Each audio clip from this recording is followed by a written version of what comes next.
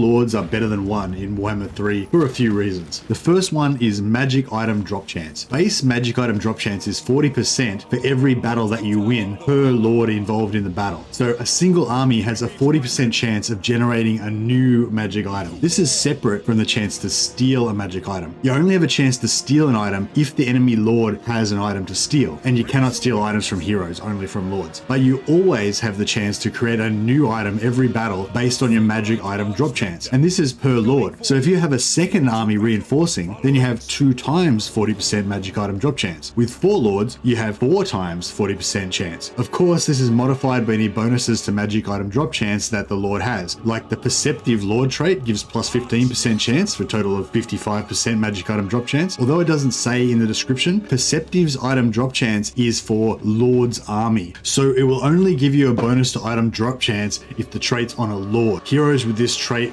won't increase your drop chance. Bonus magic item drop chance from heroes skills like the Empire Mage's scouting skill or Lord's blue line skills do work though. If you brought 4 lords to every battle instead of only 1, you would literally loot 4 times as many magic items throughout your campaign. Often when you auto resolve a battle, the enemy army will be wiped out, but if you manually fight that battle, defeat the enemy and allow them to retreat, then follow up and defeat them again with all 4 of your armies, then that's 8 chances for a magic item to drop from defeating 1 enemy army. Second reason is utility. When you have multiple lords, you're not limited to 20 units. You can have as many units as you like, 25, 40, etc., allowing you to use different strategies like multitudes of low tier infantry instead of just stacking elites in a single army. You can switch units back and forth between lords to move damaged units into an encamped replenishing lord, for example. You can also use a secondary army to recruit in a settlement or an encamped stance, leaving your main army free to use force march or ambush stance. If you're attacking a settlement that has an enemy army reinforcing from outside the settlement,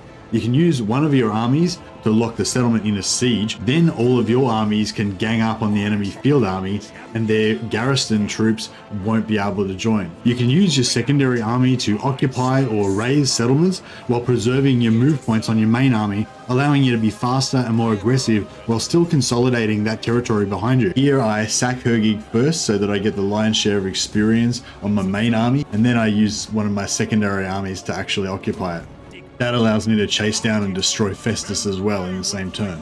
You can use your secondary armies to block wider areas with your zone of control while still being in reinforcement range of your main army. You can use secondary armies as bait for ambush traps, leaving a solo lord in force march or in camp stance, recruiting in range of an enemy army to draw that army in while your main army lies in ambush. Usually it's best to put the bait army just in front of your ambushing army, well within your zone of control. In Warhammer 3, the supply lines penalty for additional armies has been reduced on legendary difficulty from a punishing 15% per additional army to an almost ignorable 4%. It's even less on lower difficulties. Even ignoring all the practical uses above, additional lords are usually powerful units in their own right, more powerful than any units you can recruit, in the early game especially. Lord units also level up, becoming stronger and stronger with experience, well beyond the scaling of a regular unit with 3 gold chevrons, particularly once you stack those lords with all the additional magic items that you're looting. Additional lords also actually generate their own extra experience points. If your main lord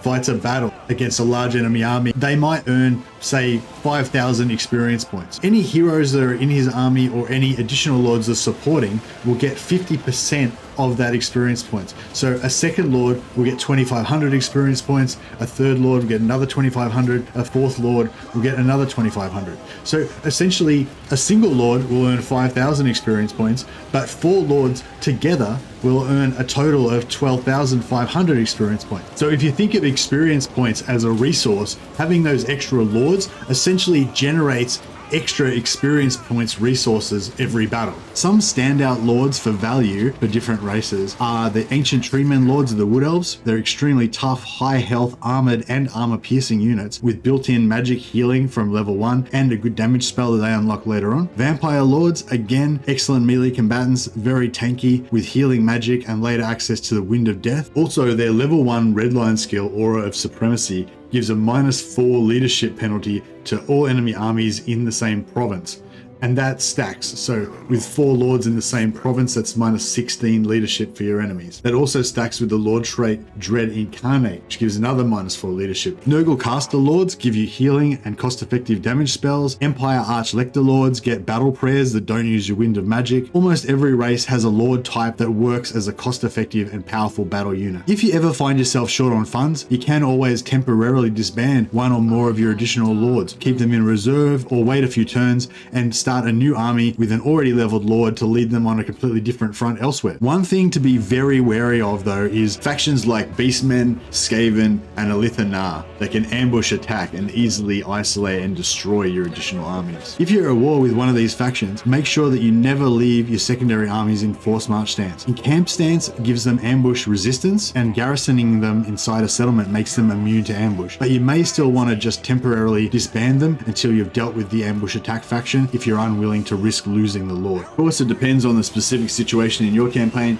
but there's just a few reasons why you might want to recruit 2, 3, or 4 lords instead of just sticking with the one.